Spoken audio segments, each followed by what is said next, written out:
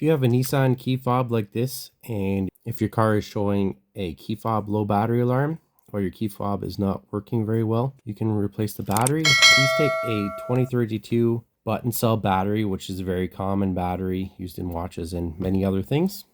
You can easily replace that at home. I'll put a link down below where you can purchase these batteries on Amazon. Click that link and you support the channel. So the first thing you want to do is remove the physical key. Pull up on that little tab and then pull the key, move that out of the way. And then on the end, you're going to find two little notches.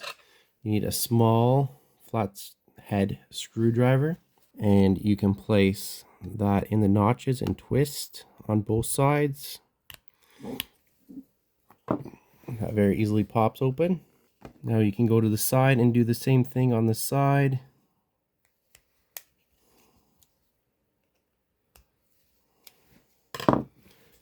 Separate your two halves and set the circuit board side aside carefully. We don't want to touch that. And then there's our battery, and there's a little slot on this end. You can use your screwdriver to pop that up, or the same thing on this side. You can pop it up.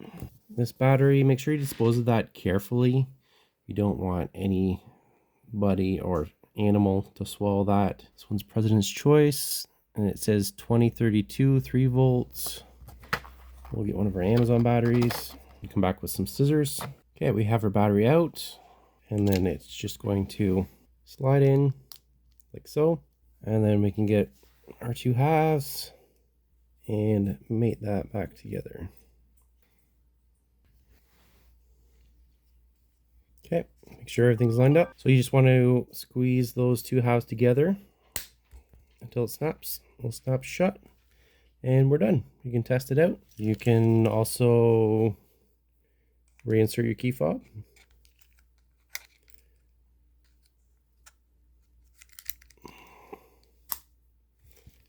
And that's it.